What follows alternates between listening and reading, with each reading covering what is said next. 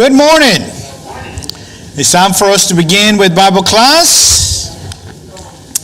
If you would find your comfortable, nice sitting area.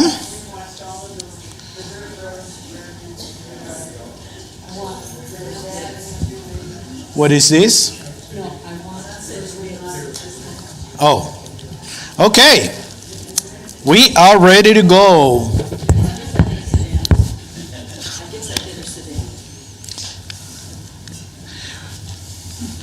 I got an exciting class planned for us this morning.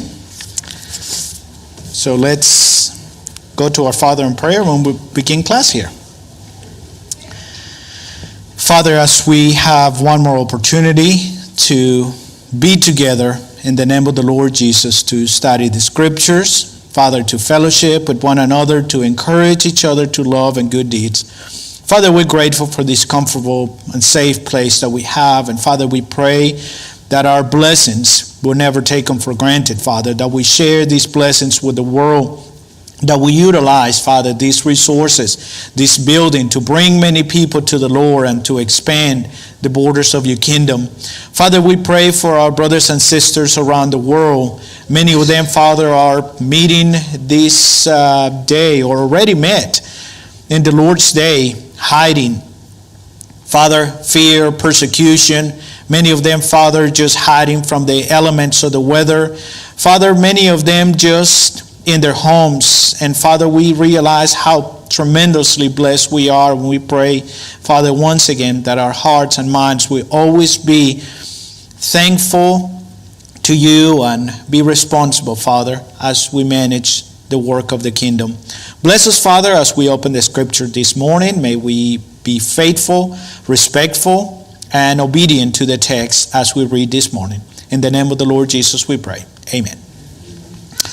Okay, so we are in Matthew chapter 24. And I know you're looking at the slide that the name of the class is Be on the Alert, for you do not know which day your Lord is coming. And it is a study based on 1st and 2nd Thessalonians. But we are taking a detour from 1st and 2nd Thessalonians this morning, or we started last week, because part of the instruction that Paul brings in 2nd Thessalonians in regards to the second coming of the Lord comes directly from the words of the Lord Jesus, as he made declarations very specific in regards to his second coming. So that is what we're looking at here in Matthew chapter 24. Matthew chapter 24 has been misused by many people to bring some wild theories about the end of the world, about the rapture, about elements that are not biblical whatsoever. Nonetheless, it appears that it reads in a certain way, and it concerns us because we don't know exactly, well, what does that mean? Well, apocalyptic language is difficult to understand. And it's very difficult for us to understand because that is not part of our cultural understanding. So, in Matthew chapter 24, there is a lot of apocalyptic language. And we're going to be dealing with that. So, this is just a review of last class. Matthew chapter 24 is the declaration of the Lord Jesus as to what is going to happen. And this is in response to the question that the disciples ask whenever they see the temple and they see the magnificence, the glory of the temple. They tell the Lord Jesus, wow, look at how incredible this is. It's amazing. It's a work of art. And Jesus turns around and it says, yes, look at it very, very thoroughly. But there will be a time when there will be no stone left on top of another. And they get terrified. This is the glory of Israel, the second temple. Incredible. So they ask two questions. The first question is, when will these things happen? And the second one is, what are the signs of your second coming. So Matthew 24 and 25 are the response of the Lord Jesus to these two questions. So we are looking at the Lord of the universe giving instruction to the disciples, and therefore giving instruction to be recorded in the three Gospels, the Synoptic Gospels. We have this in Matthew, we have this in Mark, and we have this in Luke. So Jesus intended for this instruction to be recorded in the Scriptures for yours and my benefit as well. So this is the instruction of the Lord Jesus in regards to these two questions. So Jesus is looking at history here. The Lord of the universe is looking at history from three different historical perspectives. This is the three views of history that are presented in Matthew 24. The first one, which is where we are at the moment, is a panoramic view of the end of the world, the history of the world. So you will see Jesus talking about events in general up until the coming of the second coming of the Lord. That's the first part of his instruction. The second part is very specific to the destruction of Jerusalem, which is where I want to spend most of our class time today. And then verses 36 through 44 in chapter 24 is a very specific view, a telescopic view of the second coming of the Lord Jesus. So keep in perspective that these are three different views of history, and you will see how they all have their own specific declarations and elements, yet none of them has anything to do with the other. But there's an overall theme, which is this is what will happen in the future. All right, we'll go on with the panoramic view. This is where we finished class last time. Verse 4, and Jesus answered and said to them, see that no one misleads you. Remember that there's problems in Thessalonica, that there's people that are saying to them, the Lord Jesus already came. A lot of the problems that are happening there in Thessalonica come from the understanding or the misunderstanding that the Lord Jesus had already come. So Jesus is foreseeing this. The Lord of the universe knows what will happen in the future, and he's giving instruction as to no one will mislead us in regards to that. So verses 5 and 6. For many will come in my name, saying, I am the Christ, and will mislead many. And you will be hearing of wars and rumors of wars. See that you are not frightened, for those things must take place. But that is not yet the end. So this is a panoramic view of the history of the world. This is where people start misunderstanding, because they somewhat associate the second coming of the Lord with the appearance of wars and rumors of wars and nations taking over other nations. So we hear, oh my goodness, Russia is taking over Ukraine. Oh wow, the end of the world. Putin's gonna use the nukes. We are done. Chill out. That has nothing to do with it. This is the history of the world. We have heard of nations rising other nations. We have heard of earthquakes happening. We have heard of wars and rumors of wars. This has happened over and over and over again. And what Jesus said is, you will see these things continuing. The history of the world will continue.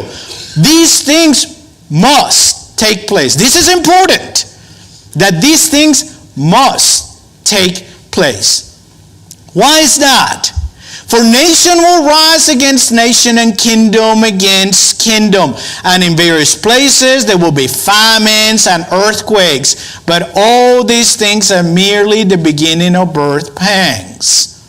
This is from the New American Standard. So, once again, nations rising over other nations, and problems within societies, and famines, and earthquakes. Why is that? Listen to the key word in this passage. These things must happen. It is a necessity that these things happen. Why is that? Why must these things take place? You see, because, let's continue here. I thought I had a graphic here. Let's just continue. Then they will deliver you to tribulation, and they will kill you, and you will be hated by all nations because of my name. Remember, we're looking at the worldwide view of history, a panoramic view. Okay. At that time, many will fall away and will betray one another and hate one another. Many false prophets will rise and will mislead many because of lawlessness is increased. Most people's love will grow cold. So, if you look at this once again, as a historical perspective as to what will continue to happen until the Lord come, it makes perfect sense. There have been tremendous tribulation for the Lord's people. We are having tribulation nowadays. This persecution happening.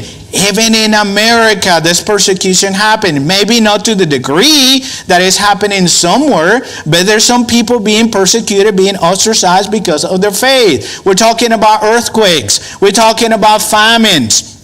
This is all part of God's plan. What? Part of God's plan?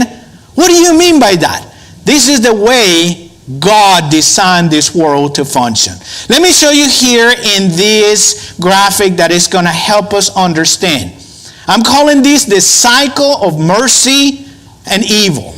And this is what has happened from the beginning of history and will continue to happen until the end of times.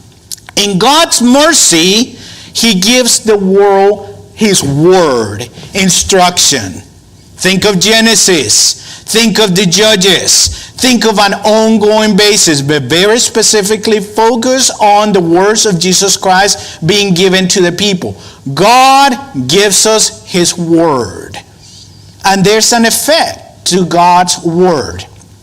Over time, God's word is replaced with human philosophies. Over time, we become smarter than God. We know better than God. We think that God's guidance is not good enough, so we want kings from the earth. Look at it from a big picture perspective here of history. So, philosophical and humanistic approach take over. So people start thinking, people start producing human ideas, and the Word of God loses its power in that society, in that generation. As this humanistic, as this philosophical approach takes over, then the morality of that nation decreases. And we see these over and over and over again. So the people become hard of heart. We don't care about the lives of human beings anymore. Little babies in the womb are nothing but an inconvenience that has to be destroyed, and we don't care about it because they're not real lives. The morality of the nation gets destroyed. And in God's mercy, and that's why I call this the cycle of mercy and evil, in God's mercy, here comes discipline from the Lord. What is this discipline? Wars and rumors of wars, famines, earthquakes, and things that God brings into the world to bring His people back to Him. And you see that this happens over and over again. When a nation is overtaken by tremendous amount of distress, the people look up to God and say, did you hear, this is for real, did you hear that right now Ukraine is one of the most fertile fields for the gospel? This tremendous amount of work for the Lord happening in Ukraine right now. And yes, the Lord is behind everything that is happening. So in God's mercy, he disciplines the nation. In however way he wants to discipline the nation. He is the Lord of the universe, and he chooses how to discipline a nation so the nation will go back to God's word. And here we enjoy another few years, a generation of goodness and wonderful things, and then the cycle goes back. Philosophical and loose of morality and discipline. And he go on and on and on. These things must take place. This is the view of history that the Lord Jesus is presenting. This is the panoramic view up until the end of the world. And then Jesus says here, but the one who endures to the end, that he will be saved. Verse 13 is about staying true to what God wants in spite of what is happening. Okay, verse 14. And this gospel of the kingdom shall be preached in the whole world as a testimony to all nations, and then the end will come. In God's mercy, he continues to allow us time to preach the gospel unto all the people, and the gospel to continue to farther and farther into many places. And then the end will come. I see that there's questions. I will not take questions because I have material to cover, but I promise you that we will be going verse by verse taking questions. So let me continue here. Now we are entering at verse 15, which is the telescopic view. What I mean by telescopic is the Lord Jesus is focusing very specifically on Jerusalem. What's going to happen in Jerusalem? So let's read those verses here together. Verses 15 through 35. And then this is what I'm going to do. I'm going to show you a video that I got when I went to Jerusalem. Part of our archaeological experiences is that we go to these incredible sites. One of the incredible sites in Israel is the city of David. And in the city of David, there's the Institute for Jerusalem Studies, an incredibly archaeologically and well-researched place. They have put together a video specific on the destruction of Jerusalem that I'm going to show you that is just mind-blowing. What I want to do is I want to show you what happened in Jerusalem, so you see from an archaeological perspective what already took place, and I want you to compare that with the prophecy that Jesus is bringing here as to what would happen in Jerusalem. Okay, more than likely that's going to take the entire class period. We'll continue next week, Lord willing, and then we'll do more discussion. So, let's read from verses 15 through 35. Let me get here. And we'll read. This is the telescopic view of Jerusalem. Therefore, when you see the abomination of desolation, which was spoken through Daniel the prophet, standing in the holy place, let the reader understand. Then those who are in Judea must flee to the mountains. Whoever is on the housetop must not go down to get the things out of that are in the house. Whoever is in the field must not turn back to get his cloak. But woe to those who are pregnant and those who are nursing babies in those days. But pray that your flight will not be in the winter or on a Sabbath. For then there will be a great tribulation such as has not occurred since the beginning of the world until now, nor ever will. Unless those days have been cut short, no life would have been saved. But for the sake of the elect, those days will be cut short. Then, if anyone says to you, behold, here's the Christ, or there he is, do not believe him. For false Christs and false prophets will arise and will show great signs and wonders, so to mislead, if possible, even the elect. Verse 25. Behold, I have told you in advance, so that if they say to you, behold, he is in the wilderness, do not go out, or behold, he is in the inner rooms, do not believe them. For just as the lightning comes from the east and flashes even to the west, so will be the coming of the Son of Man. Wherever the corpse is, there the vultures will gather, or the eagles will gather.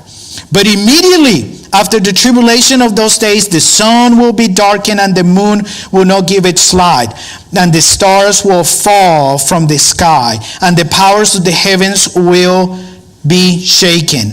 And then the sign of the Son of Man will appear in the sky. And then all the tribes of the earth will mourn, and they will see the Son of Man coming in the clouds of the sky with great power and great glory. And he will send forth his angels with a great trumpet, and they will gather together his elect from the four winds, from the end of the sky to the other. One end to the sky to the other. Verse 32. Now learn from the parable of the fig tree. When the branch has already become tender and puts forth its leaves, you know that summer is near. So you too, when you see all these things, recognize that he is near, right at the door. Truly I say to you, this generation will not pass away until all these things take place. Heaven and earth will pass away, but my words will not pass away. How do we know that this is a section all by itself? Because the very last thing that Jesus says before he switched onto a different view, he says, all these things will pass within this generation. That is the generation where Jesus was at the moment. All of these verses that we just read are in regards to the destruction of Jerusalem. Let me go here to that video. Roger, I am ready for the sound.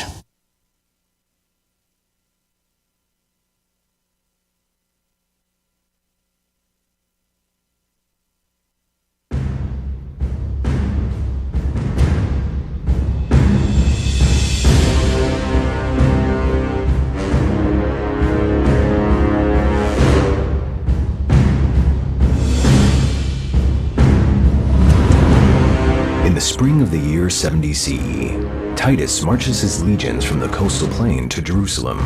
He's boiling with anger. It has been 4 years, and the Roman army has not succeeded in suppressing the stubborn revolt that broke out in Judea.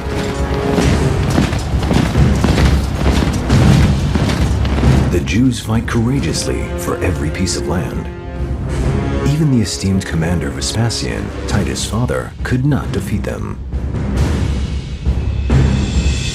Now, after his father's appointment to emperor, it's Titus' turn to manage the campaign.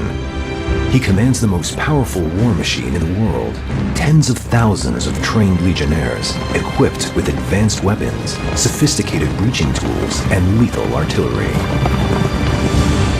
Against the mighty Roman army stands a small force of fighters who will fight for their freedom until their last drop of blood. The final battle of the Great Revolt against Rome begins. It will be a battle that will never be forgotten. In the dark of night, Titus brings up his soldiers from 3 directions to Jerusalem.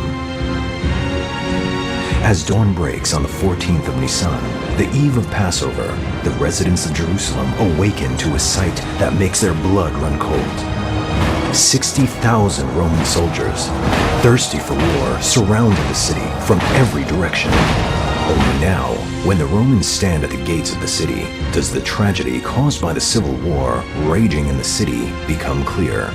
In clashes between the various factions, whole sections of Jerusalem were destroyed. Stores of food that could have provided vital provisions during the fighting and siege went up in flames and vanished.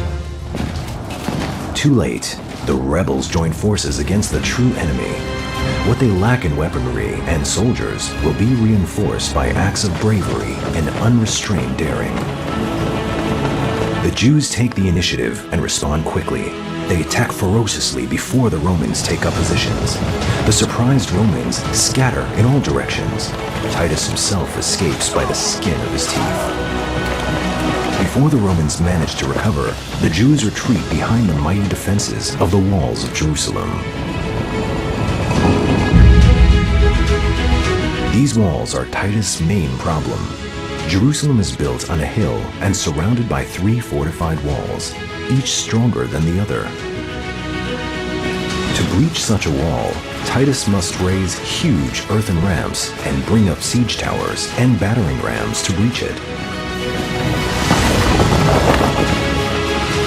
In excavations conducted in Jerusalem, in the Russian compound, remains of the third wall have been found. It is the outer wall of the ancient city. We have here testimony to the battle. We found more than 70 catapult stones right here at the front of the wall, so that we know a battle took place here. The number and density of the catapult stones and their locations are basically the testimony that there was a battle here during the Roman period, dated according to the potsherds. The evidence enabled us to conclude that we are dealing with a section of the third wall through which the Romans penetrated Jerusalem.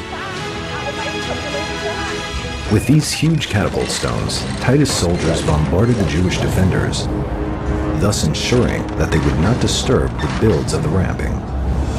Each of these stones weighs about 26 kilograms and flew at a speed of tens of kilometers per hour. When a stone like this crashed into the wall, it was better not to be there. Under heavy artillery cover, the iron rams climbed to the top of the wall and pierced it. The noise is deafening. The largest battering ram of all, nicknamed Nikon, the victor, was the first to breach the wall.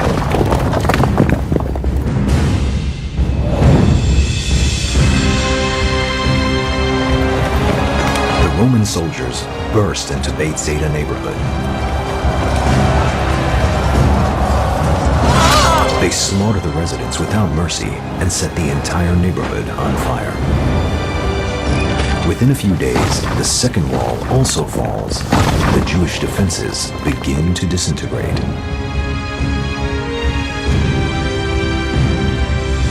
Titus renews the attack and advances his soldiers to the internal wall, the strongest wall of Jerusalem, known as the First Wall. He concentrates most of his efforts here at the Antonia Fortress. The Antonia is the largest, strongest fortress in Jerusalem. It was built by Herod to the north of the Temple Mount in order to control the temple. Titus' plan was well thought out. The moment the Antonia falls, the temple will fall. And when the temple falls, the Jews will lose all hope and Jerusalem will finally fall into his hands. But nothing prepared him for what happens next. In a daring action, the soldiers of John of Giscala succeed in digging a tunnel under the earthen ramp opposite the Antonia, setting fire to its foundations and toppling it together with the soldiers to the ground.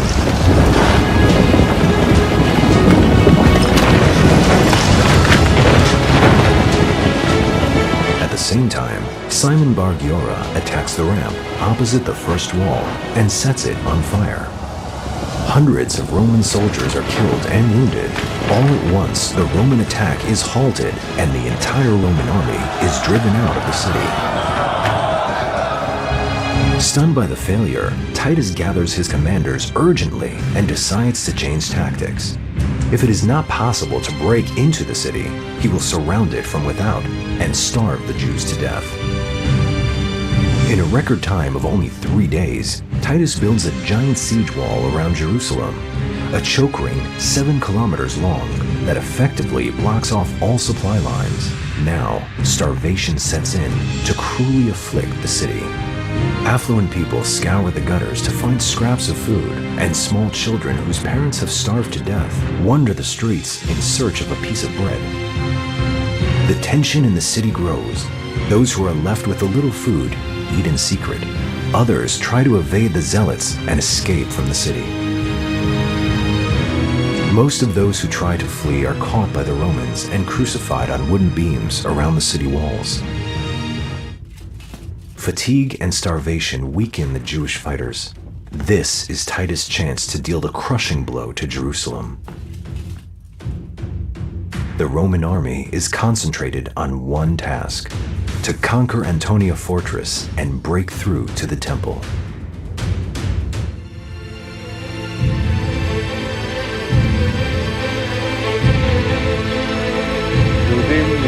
The Jews tried to prevent the capture of the Temple Mount and sabotage the building of the ramps.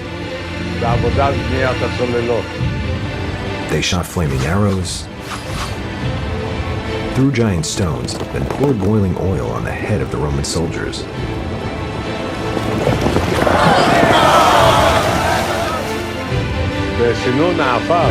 In the Temple Mount sifting project, iron arrowheads were found. These arrowheads were used for catapult fire. Catapults are machines for shooting arrows, and they bombarded the walls with such force that even the bravest of the Jewish fighters could not withstand.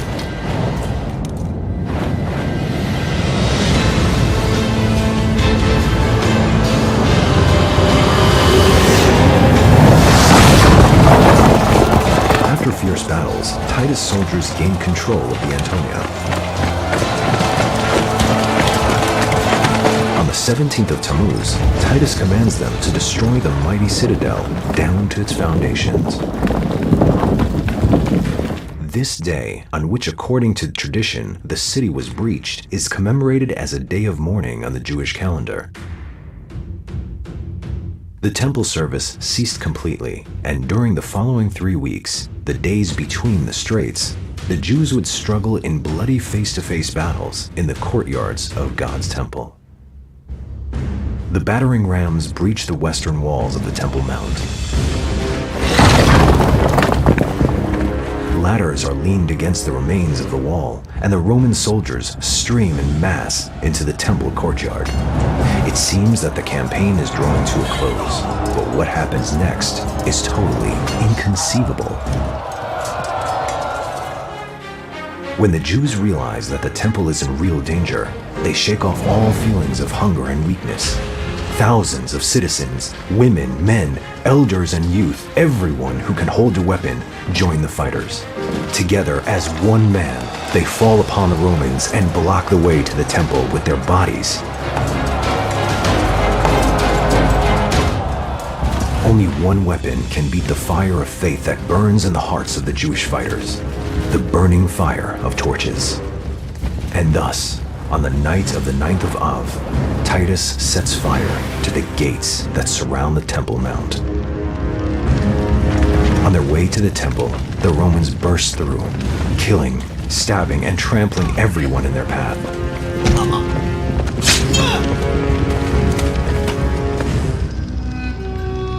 The blood flows on the colorful stone floors of the Temple Mount as bodies of the slain pile high. The flames quickly spread and approach the entrance to the temple. A moment before it goes up in flames, Titus gathers his commanders for a final consultation to determine the fate of the temple. Josephus claims that Titus opposed destroying the temple, which in his eyes was the glory of human creation. According to Josephus, the fire was caused by accident by a Roman soldier who inadvertently tossed a burning torch into the sanctuary. But most scholars do not believe this is really true. The anger over the many casualties caused by the Jews and the understanding that as long as the temple stood, the Jews would continue to fight, decided the temple's fate. Let them see and fear.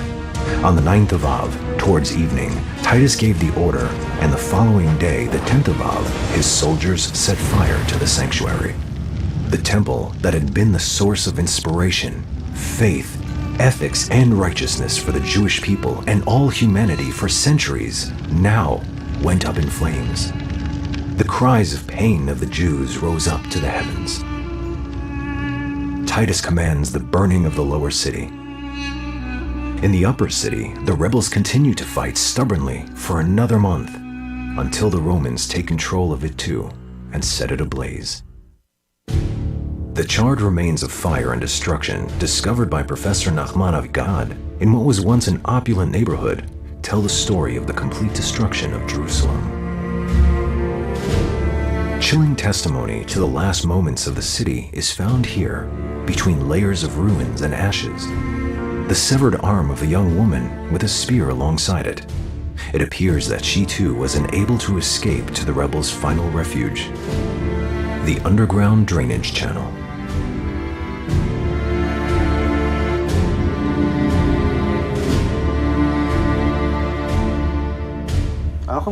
We're inside the drainage channel, where the rebels hid 2,000 years ago. The last of the Jerusalem residents hid in this tunnel, here, where we stand. Suffocating darkness and terrible fear surrounded them. The Romans searched for them, found them, broke through the ceiling of the tunnel, and killed everyone.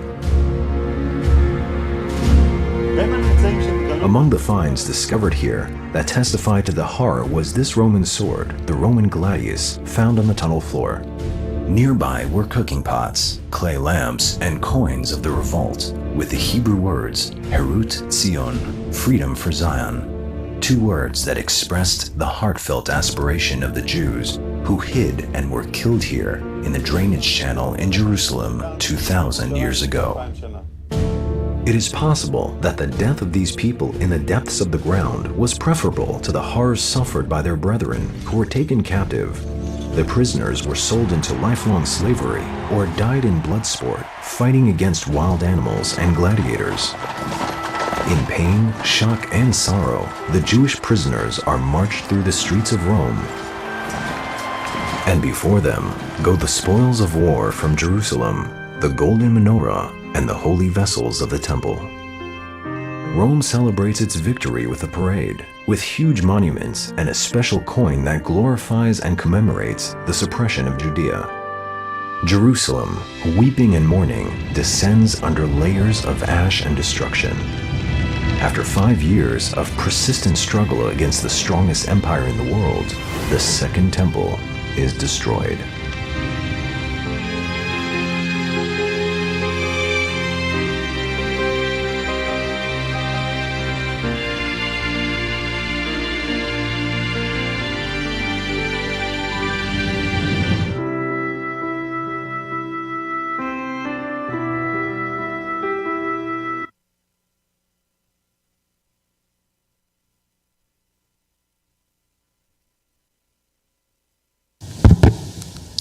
Okay, we have just about 1 minute, and this is what we're going to do starting next week. We're going to go verse by verse.